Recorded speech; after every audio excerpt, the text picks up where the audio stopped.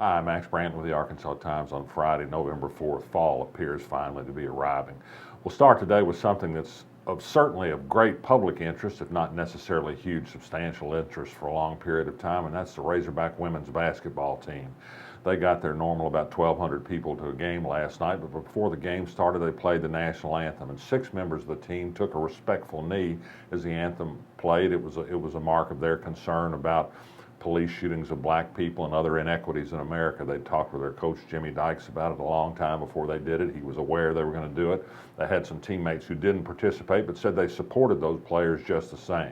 The reaction has been astonishingly ugly in many respects. People have called for the students to lose their scholarships, for the firing of the coach, for any number of other outrageous actions. Nobody's called for a Second Amendment remedy yet, thank goodness, but who knows.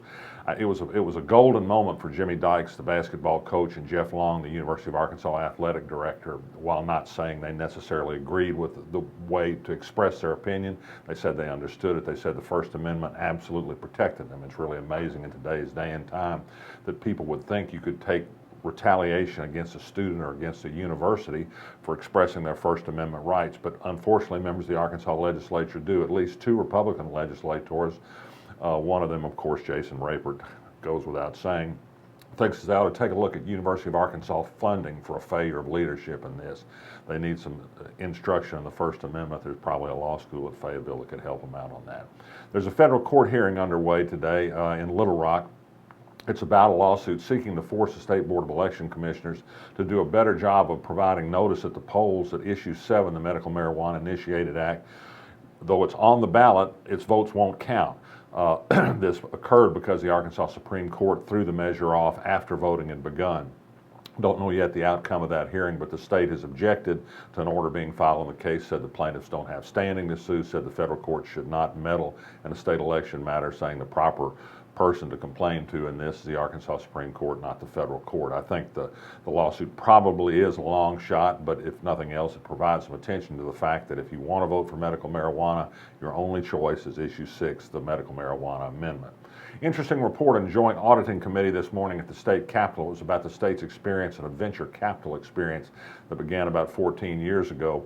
After that period of time, the state finds itself in a negative equity position on its effort to put tens of millions of dollars into supporting businesses in Arkansas.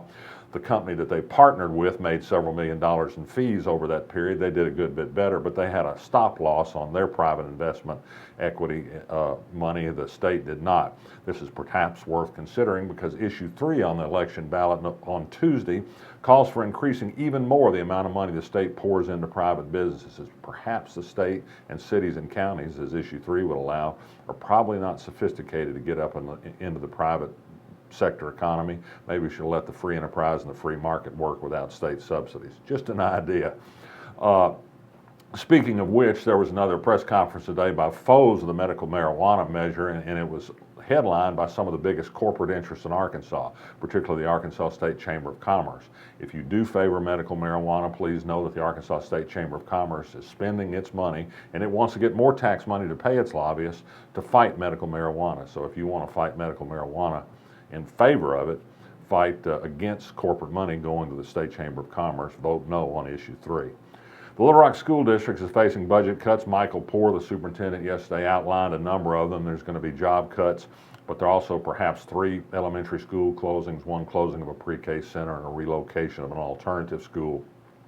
The superintendent said he was hopeful that the governor would go along and provide some state money to help him expand some pre-K offerings, maybe even some 3-year-old classes for young children of vital age for kids to catch up.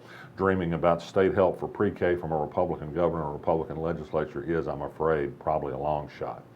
The Walton family, Jim and Alice, heirs to the fabulous Walmart fortune, have a lot of millions to throw around. They've thrown almost $2 million into Massachusetts to push for removing the cap on charter schools in that state, which, by the way, has about the best education achievement in the country. Why they need more charter schools, I don't know. Out of money billionaires from dark money sources are paying to fight for charter schools and against publication in Massachusetts. They want to bring to Massachusetts what they brought to Arkansas. I don't think it's exactly a gift. The city of Little Rock today dedicated a memorial bench in MacArthur Park by the duck pond duck pond in a very nice setting to Eugene Ellison, the elderly man who was killed by a police officer in 2010 while minding his own business in his apartment out in southwest Little Rock. This was part of a settlement of a lawsuit brought by the family, which includes one current and one former Little Rock police officer, over the unnecessary use of force in the case. The shooting was ruled justified, but they've asked for further criminal investigation on that. A piece of good news about a favorite Arkansan, David Pryor, who had a stroke last month, moved out of hospital rehabilitation into his home. He's apparently getting around a little bit, making some phone calls, not taking visitors yet, but the progress still seems to be upward. And finally, this note. The Wall Street Journal, I think I mentioned recently, stirred up a little contest between Texas and Arkansas when Arkansas claimed to be the cheese dip capital of the country. Texans naturally think they're first in everything, and it's caused a little furor. U.S. Senators Tom Cotton, who I can't believe that beanpole eats cheese dip anyways, fighting with John Cornyn. They're talking about having a dip-off between a couple of Republican dips, and French Hill, who I think is far too starchy to eat cheese dips, weighed in on the matter. In any case, read the Arkansas blog. Scott McGee, who does know his cheese dip, has weighed in with a nice little piece on the history and development of cheese dip over the centuries.